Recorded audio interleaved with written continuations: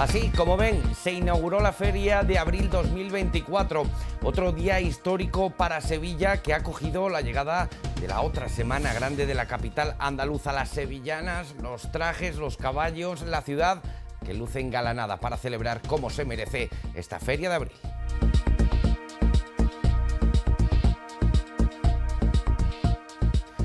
Una Feria de Abril, muy buenas tardes, que están pudiendo seguir con nosotros en 101 Televisión Sevilla y a través de su canal de YouTube y en nuestra web. Una programación especial para llevarles a todos los rincones del mundo lo que está sucediendo en la capital hispalense.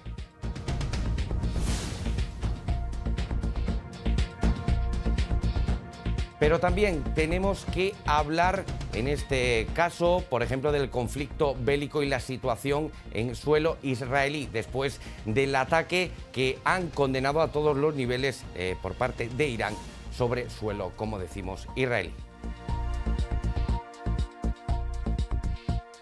Pero también tenemos que hablar del ejemplo que dieron el presidente de la Junta, Juanma Moreno, y el presidente de Castilla-La Mancha, Emiliano García Paje, durante la celebración del 40 aniversario de la Casa de Castilla-La Mancha en Andalucía.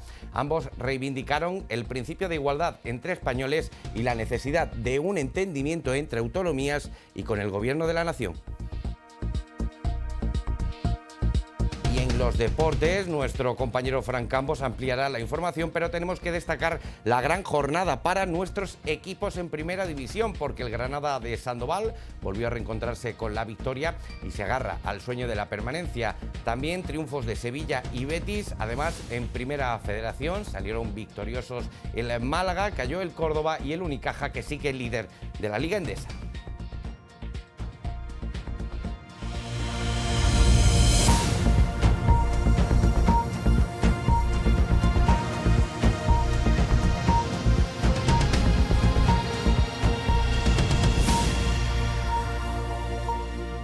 Ahora sí, comenzamos el repaso a la información desde el recinto ferial, porque Sevilla sigue de Feria de Abril. ¿No, Laura? Muy buenas.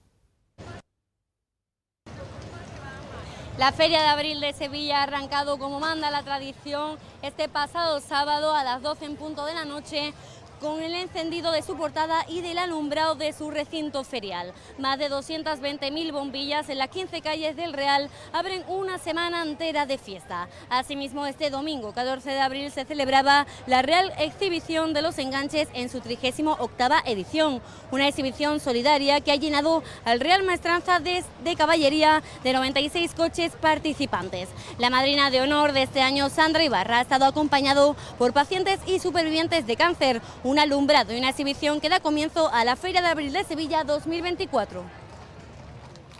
La Feria de Sevilla, en la que puede ser la última edición que empiece en sábado, ha echado a andar con una previsión de batir todos los récords. Esta fiesta hispalense tiene casi 180 años de historia y aún mantiene esa esencia. La Feria de Abril de Sevilla 2024 arrancó este sábado con la tradicional cena del pescadito y el encendido de luces de todo el recinto ferial. Desde entonces y hasta el sábado 20 de abril, el Real de la Feria acoge un desfile interminable de trajes de flamencas, sevillanas, casetas, farolillos, jinetes, coches de caballo, rebujito, en definitiva, música, gastronomía, baile y tradición sin ninguna tregua. De las más de 1000 casetas, solo 16 son públicas, mientras que el resto son casetas privadas donde solo se permite el acceso a los socios. Durante la hora y media antes del encendido, del alumbrado, de la portada y del recinto ferial, el mítico dúo Los del Río animó a los allí presentes al ritmo de sus temas de siempre, como la Macarena. El alcalde de Sevilla, José Luis Sanz, valoró el inicio de la Feria de Abril 2024 en los micrófonos de 101 Televisión Sevilla. Creo que qué mejor pistoletazo que dos artistazos que llevan 60 años subidos en los escenarios, pues sean hoy los que aprieten el botón y lo que nos deseen una feliz feria a todos los sevillanos. Miles de sevillanos y foráneos vivieron este sábado a las 12 de la noche el momento que daba comienzo oficialmente a la Feria de Abril en Sevilla, un instante en el que se encendieron 25.000 bombillas de la portada, 7.000 más que el año pasado. Y seguimos en Sevilla y lo hacemos porque el presidente de la Junta, Juanma Moreno, y su homólogo en Castilla-La Mancha, Emiliano García Paje, han dado ejemplo durante la inauguración de la exposición 40 años de la Casa Castilla-La Mancha. Durante la misma, ambos líderes autonómicos han reivindicado la importancia del entendimiento entre las regiones del país, así como el principio de igualdad entre españoles, sobre todo dejando a un lado los colores. El 40 aniversario de la Casa de Castilla-La Mancha en Andalucía ha reunido este sábado en Sevilla a los presidentes del gobierno andaluz y del castellano-manchego, quienes han reivindicado el principio de igualdad entre españoles. Vivan donde quieran vivir. Todos los españoles merecen disfrutar de los mejores servicios públicos posibles y gozar de las oportunidades de progreso y bienestar, seamos de donde seamos. Y la necesidad de un entendimiento entre autonomías y con el gobierno de la nación. Estamos siendo fieles a lo que se dijo en el 78 en este país, que no nos inventamos la historia, que no nos confundimos y que no utilizamos las autonomías para ser menos o para rompernos, sino para intentar cooperar y entre todos crecer, sabiendo que finalmente esto no son 17 países. Durante la inauguración de una exposición que recorre los 40 años de vida de esta casa, ambos presidentes han puesto en valor estas instituciones repartidas por todo el mundo como embajadoras de las tradiciones y divulgadoras de riqueza. Sois embajadores diarios y permanentes de nuestras tierras fuera de ellas. Mantenéis viva la llama de ese espíritu de unión entre españoles y engrandecéis nuestro país al dotarlo de ese pleno sentido. Amigos y amigas, esta casa tiene mucha importancia, porque nos recuerda que estamos orgullosos de dónde venimos, que estamos al mismo tiempo muy orgullosos de dónde estamos y que juntos queremos compartir el camino hacia dónde tenemos que ir. Moreno y García Paje han evidenciado la buena sintonía entre las dos comunidades, que han definido como tierras hermanas con un claro vínculo y con objetivos comunes. La Dirección General de Tráfico desarrolla desde este lunes y hasta el próximo domingo 21 de abril una nueva campaña específica de vigilancia y control de la velocidad en las carreteras andaluzas, uno de los factores clave de la siniestralidad vial. Desde este lunes y hasta el próximo domingo, a lo largo de 7 días, la DGT lleva a cabo una campaña específica donde se controlarán especialmente tramos de riesgo asociados a la velocidad, así como a puntos donde la circulación supera el límite establecido y existe un elevado índice de siniestralidad. De los 139.000 vehículos controlados durante la pasada campaña en las carreteras andaluzas, más de 9.000 conductores resultaron infractores, lo que representa el 6,5% del total. Cuando los controles fueron realizados en autovías y autopistas, mediante radar dinámico, la velocidad media a la que circulaban los conductores denunciados fue de 129 km por hora, lo que supone 9 km por hora por encima del límite genérico permitido en este tipo de vías.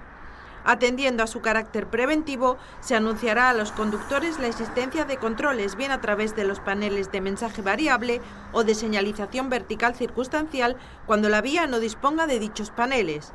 Los encargados de poner en marcha esta campaña serán tanto los agentes de la Agrupación de Tráfico de la Guardia Civil como del resto de policía local y autonómica que deseen sumarse a la misma. Cambiamos ahora de tema y lo hablamos de vivienda, en este caso porque Andalucía, David Molero, en el primer trimestre ha cuadruplicado ese avance, esa dimensión del precio durante el primer trimestre en relación a los precios nacionales, ¿no? ¿Qué tal? Muy buenas. La subida del precio de la vivienda en Andalucía casi cuadruplica el incremento de la media nacional. Andalucía se posiciona como líder en el incremento del precio inmobiliario en toda España, marcando una diferencia significativa con el resto del país. Según datos del Centro de Información Estadística del Notariado, el precio del metro cuadrado ha experimentado una subida del 12,3%, un aumento que casi cuadruplica la media nacional, que se queda en un 3,5%. Este dato resalta no solo la recuperación del mercado, sino también el atractivo creciente de Andalucía como destino residencial y de inversión. En cuanto a la compraventa de viviendas, los registros en Andalucía también supera la media española, con una subida del 13,4% frente al 10,3% del conjunto del país. Y nosotros nos vamos ahora hasta Jerez, porque en este caso allí se preparan para recibir no solo el Mundial de Motociclismo, sino también para acoger la Feria del Caballo Adrián Zurera, con precios en cuanto al hospedaje muy por encima del mercado, ¿no? Jerez espera su temporada alta para el 26 al 28 de este mes y también justo una semana después para la Feria del Caballo, y es que estamos ubicados en la Alameda Cristina, donde estará Garage Motor y los hermanos Márquez justo dentro de 2 semanas. Esto quiere decir que Jerez espera más de 160.000 personas para vibrar con el Gran Premio de Motociclismo, y es que un fin de semana en Jerez ronda los 800 euros la pareja para disfrutar del GP en el circuito de Ángel Nieto. Y si nos trasladamos a la Feria del Caballo, ubicada en el recinto ferial de González Ontoria, superan esos 800 euros la pareja para el último fin de semana de feria. Datos, hablamos de hoteles de 4 estrellas, pero por ejemplo, si queremos un apartamento turístico, ronda los 200 euros para la Feria del Caballo. Sin duda alguna, tanto el Gran Premio de Motociclismo como la Feria del Caballo son 2 de los principales atractivos en este municipio gaditano, junto a la Semana Santa que ha pasado y también a las zambombas en Navidad.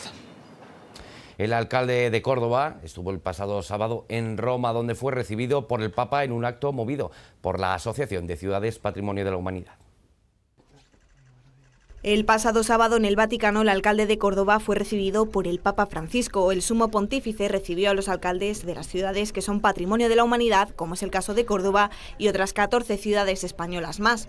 Al término, José María Bellido dijo que había sido una audiencia inspiradora y donde el mensaje que transmitió el Papa fue el de continuar cuidando ese patrimonio construido a lo largo de los siglos y que se expone al mundo.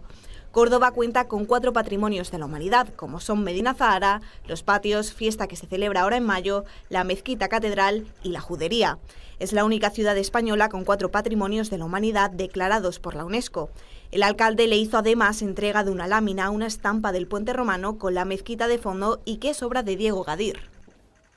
Y nos marchamos ahora hasta Granada, porque allí siguen apostando por ampliar la llegada de turistas de toda Europa a la provincia, y por ello han realizado una acción promocional en París con el doble objetivo de dar a conocer los atractivos turísticos de Granada y contribuir también a afianzar esos vuelos directos de Vueling que unen la capital francesa con, este caso, la granadina. Juanfran Hierro, además, ¿qué balance se hace de esta visita a París por parte de Granada? Muy buenas.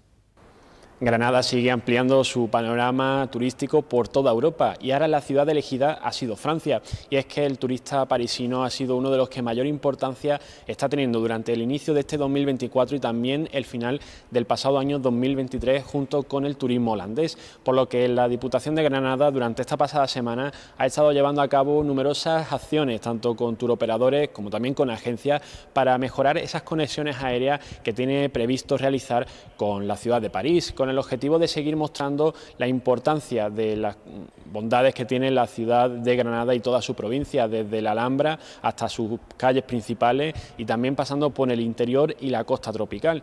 Además de esto, la Diputación de Granada ha estado en uno de los lugares emblemáticos a nivel turístico en la capital francesa, como es el Fórum de Hayes, en el cual mano a mano han estado con los turistas ofreciéndole información, datos de la provincia de Granada para que el turista francés se convierta en uno de los principales en este 2024. Prácticamente recién aterrizado de París, donde hemos tenido la suerte de promocionar una de las mejores tierras del mundo, la provincia de Granada.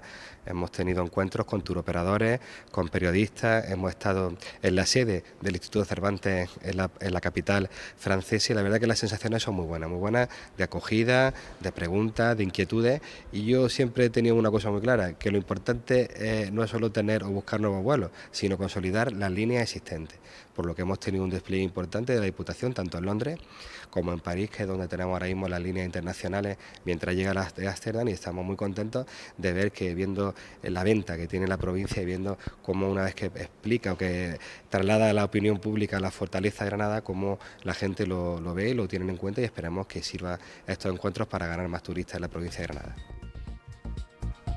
Mientras tanto, en Málaga el Ayuntamiento desoye a la oposición y aprueba de forma definitiva la subida de la tarifa del agua. Y atención, porque el incremento del recibo será del 32% según el equipo de gobierno, aunque la oposición lo cifra en un 60% para algunos hogares. Durante la Comisión de Sostenibilidad solo han votado a favor los 6 ediles del Grupo Popular, quienes además han rechazado las 19 alegaciones que se han presentado contra la iniciativa. Sin embargo, desde el Partido Socialista acusan al alcalde de mentir durante la campaña electoral cuando prometió no subir la tarifa del agua.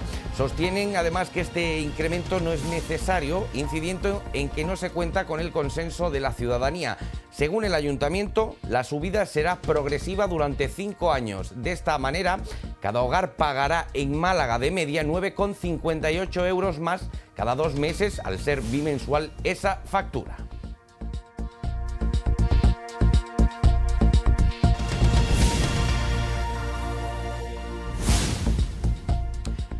Ahí lo ven, una impresionante bola de fuego sobrevoló parte de los cielos de Andalucía a 65.000 kilómetros por hora en la madrugada de este domingo. Una roca desprendida de un asteroide entró en la atmósfera a esa velocidad. La parte luminosa del evento comenzó a una altitud de 90 kilómetros justo sobre la línea divisoria de las provincias de Málaga y Granada.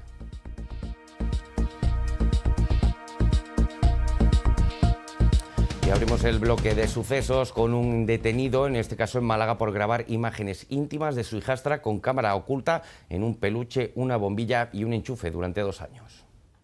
La Guardia Civil ha detenido en Málaga a una persona por agredir sexualmente y grabar imágenes íntimas de su hijastra, menor de edad. Había instalado microcámaras ocultas en un peluche, una bombilla y un enchufe durante 2 años en el dormitorio y el baño de su casa en la localidad malagueña de Mijas. El autor utilizaba fármacos que producen somnolencia para dormir a la víctima. Los agentes han localizado grabaciones íntimas del detenido agrediendo sexualmente a la menor, además de cámaras y dispositivos USB con material pornográfico infantil. La víctima manifestó a los agentes que por las noches el autor le preparaba un té y que tras tomarlo siempre se sentía muy cansada. El autor llevaba conviviendo con su pareja y la hija de esta durante 7 años. Fue un aviso del novio de la menor que halló una cámara oculta en un oso de peluche, quien alertó a la madre para que denunciara ante la Guardia Civil. Los agentes le localizaron cuando acudía a la estación de autobuses de Málaga, donde tenía guardado en una consigna su ordenador. En ese momento fue detenido. Está acusado de delitos de agresión sexual contra la intimidad y tenencia de pornografía infantil. Pero atención, porque esta crónica negra todavía nos va a mantener en Málaga, y lo hacemos porque la criminalidad continúa asolando la provincia. En Fuengirola ha aparecido el cuerpo sin vida de un hombre de 39 años con claros síntomas de violencia. La Policía Nacional ha detallado que el fallecido fue encontrado por su compañero de piso con un fuerte traumatismo en la cabeza. La investigación continúa abierta y por el momento no hay detenidos, pero también, por otro lado, en Marbella un hombre de 34 años ha resultado herido en un nuevo tiroteo, el 6º en lo que va de año. La víctima, que recibió varios impactos de bala, tuvo que ser trasladada a un centro hospitalario. La policía mantiene esa investigación abierta para tratar de esclarecer lo sucedido. Como decimos, ya son 6 los tiroteos en esta localidad malagueña, que también ha aumentado la presencia de los cuerpos de seguridad.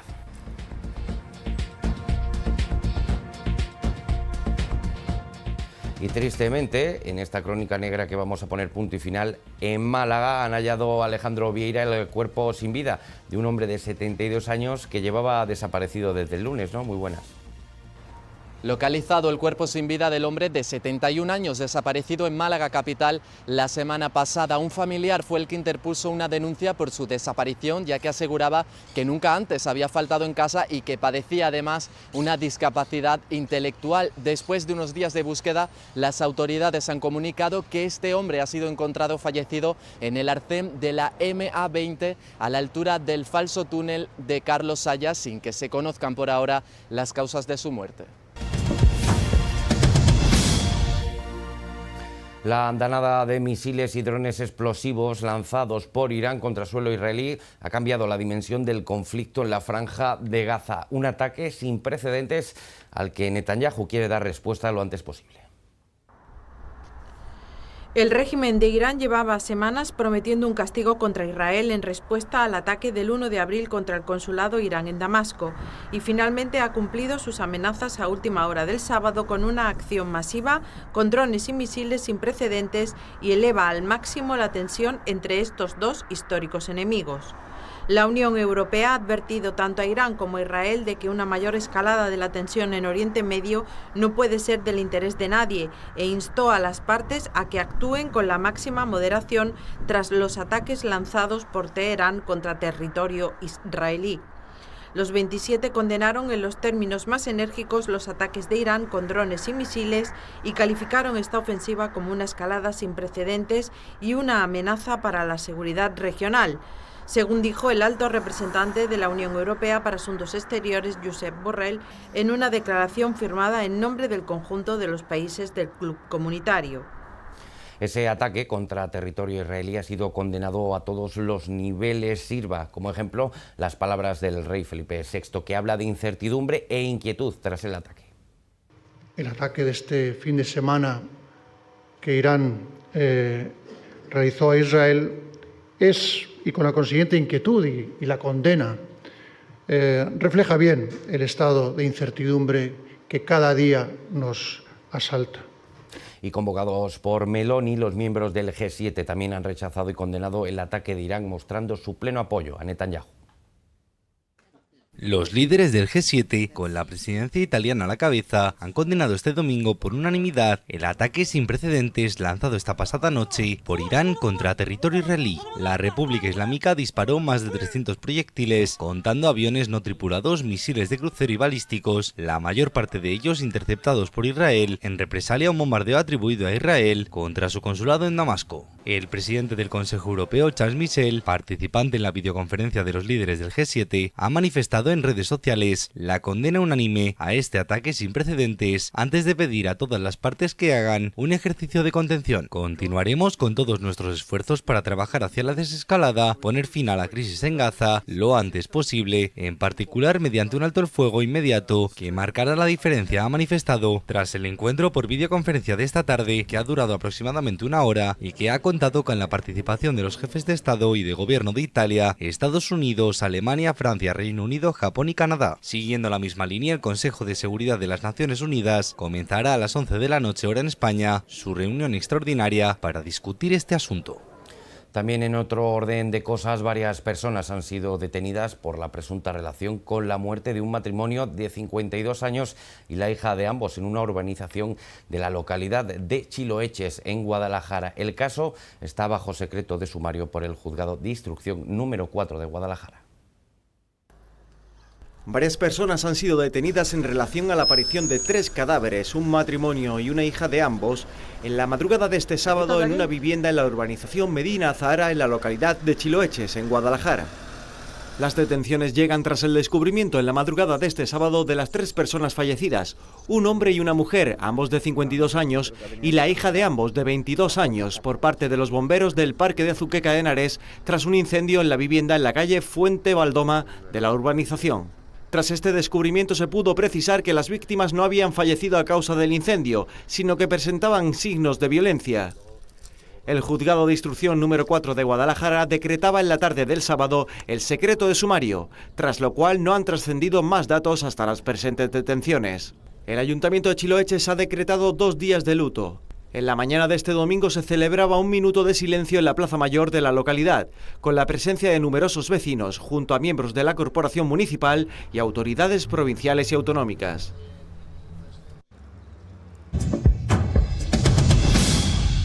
La campaña Andalusian Crash recibe el Gran Premio Nacional de Creatividad, 7 galardones de oro y otros 3 de plata, un reconocimiento que ahonda aún más en la visibilidad de Andalucía como destino turístico. Esta campaña, puesta en marcha por la Consejería de Turismo, Cultura y Deporte y desarrollada por la agencia Ogilvy, ha sido reconocida con el Gran Premio en los Premios Nacionales de Creatividad, máxima categoría de estos galardones, además de recibir 7 oros y 3 platas.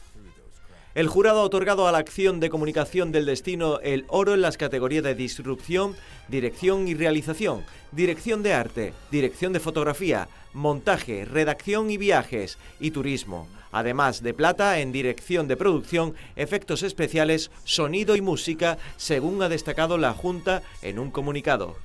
El consejero de Turismo, Cultura y Deporte, Arturo Bernal, ha mostrado su satisfacción por los galardones que vienen a reconocer cómo la marca Andalucía se ha elevado a la creatividad, dejando atrás ya las habituales campañas de destino para trabajar en las raíces y en la cultura andaluza.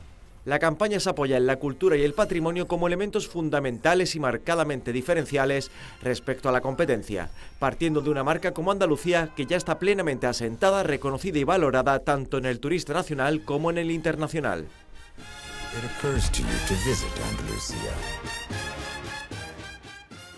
Y ya que hablamos de cultura, donde sobra arte es en Cádiz, y ya se ha impulsado, Javier Taboas, muy buenas, el concurso para saber cuál será este caso, el cartel del Carnaval 2025, también muy pendientes del botellón, ¿no? ¿Qué tal? La concejala de fiestas del Ayuntamiento de Cádiz, Beatriz, ha comentado en esta casa, en el programa Carnavality, pues que el Ayuntamiento de Cádiz pone ya las bases de concurso para elegir el cartel anunciador del Carnaval de Cádiz 2025. Quiere que esos carteles estén en las calles gaditanas ya en estos meses de verano. También los comentó que está trabajando el Ayuntamiento de Cádiz con la policía local para evitar ya el tema del botellón en nuestros carnavales, un problema con más de 20 años, y el Ayuntamiento de Cádiz está trabajando para que esto no suceda más. Ya sabéis, si hay algún artista en casa, se podéis presentar a este concurso del cartel anunciador del Carnaval de Cádiz 2025.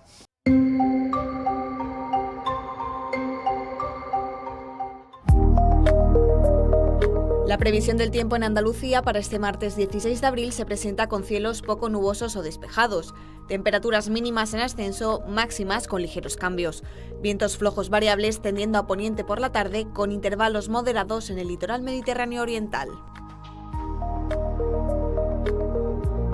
Hoy se celebra el Día Mundial del Arte y eso sí, en Andalucía otra cosa no, pero tenemos muchísimo flamenco, cultura, museos, literatura, todo respira arte. Por ello el objetivo de esta jornada no es otro que reconocer la importancia del mismo en la sociedad y promover la conciencia sobre su valor y contribución a la cultura. Con ello nos marchamos.